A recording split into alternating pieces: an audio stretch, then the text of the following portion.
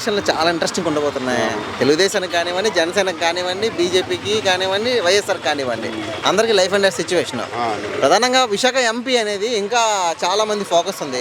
ఎవరు పోటీ చేస్తున్నారు తెలుసా? విశాఖ ఎంపీగా వైసీపీ నుంచి ఝాన్సీ గారు తెలుసా? తెలుసు. టీడీపీ నుంచి భరత్ గారు. ఎవరు గెలుస్తారంటారు? మాకేంటంటే జగన్ దృష్టిలో పెట్టుకొని ఝాన్సీ గారు వస్తారని ఫుల్ నమ్మకం. అవునా? ఇక్కడ అవునా? ఝాన్సీ గారు తెలుసా పని మీకు? తెలుసు. వ్యక్తిగతంగా తెలుసా? వ్యక్తిగతంగా అంటే మనకి అక్కడ మన ముందు చేశారు కదా, విజయనగరంలో చేశారు కాబట్టి అంతంతగా తెలుసు.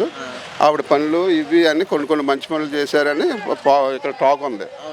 భర్త గారు ఆల్రెడీ ముందు చేస్తున్నారు కాబట్టి పోయారు గోడన, ఓడిపోయారు గోడన ముందు చేసి. ఎందుకంటే మన గవర్నమెంట్ ఫామ్లో ఉంది కాబట్టి ఝాన్సీ గారు వస్తారని ఫుల్ గ్యారంటీ మాకు ఇక్కడ. జగన్ అంటే అభిమానం ఉంది, ఆయన చేసే పనులు అభిమానం, ఆ సింబల్ బట్టి వస్తారని ఫుల్ గ్యారంటీ. ఏం తెలుసు బొత్స ఝాన్సీ గారి కోసం? ఆవిడ గతంలో 2 సార్లు ఎంపీ చేశారని తెలుసు. ఎంపీ చేశారని తెలుసు. అంటే మనకి ఇది రావడం ఫస్ట్ టైం కాబట్టి మనకి అక్కడ గురించి పెద్ద తెలియదు. అంటే నాకు పెద్దగా తెలియకపోవచ్చు కానీ పనులు చేశారని తెలుసు. తెలుసు ఎందుకంటే ఆవిడ కదా. మీరందరూ కూర్చొని నైట్ మాట్లాడుకుంటుంటారు, టీ తాగి మాట్లాడుకుంటారు, లేకపోతే బోల్ దగ్గర మీ మంది డిస్కస్ చేస్తుంటారు. ఏమవుతుంది ఆ డిస్కషన్ లో? ఎవరు గెలుస్తారు అంటారు? ఎవరు గెలుస్తారు? ఝాన్సీ గారు గెలుస్తారు.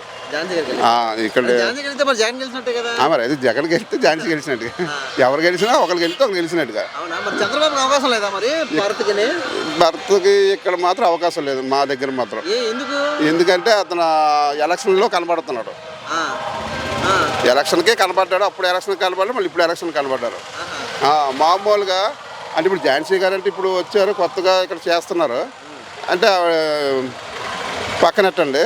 భర్త గారు అంటే ఇదే రావడం, అప్పుడు ఎలక్షన్ కనిపించి మళ్ళీ ఇదే రావడం. అంటే అప్పట్లో మళ్ళీ కనిపించారు, మధ్యలో 4.5 సంవత్సరాలు కనిపించలేదు అసలు, బిల్కుల్ 5 సంవత్సరాలు కనిపించలేదు. మళ్ళీ ఇప్పుడు ఓటు అడగడానికి వస్తున్నారు.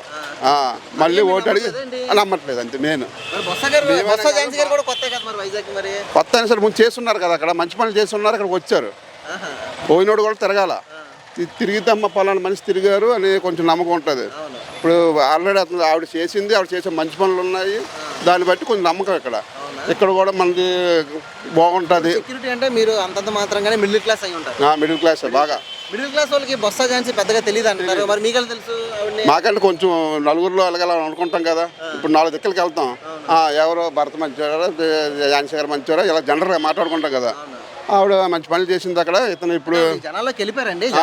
జనాల్లోకి వెళ్ళారు కాబట్టి ఝాన్సీ అతను ఆవిడ గురించి మాట్లాడుతామాట కొంచెం అలాగా. మరి గణేష్ కుమార్ గురించి అడగక్కర్లేదు. ఆల్రెడీ ఇది మూడోసారి, ఇది నాలుగోసారి. మరి అతని గురించి అడగక్కర్లేదు. అతను పక్కా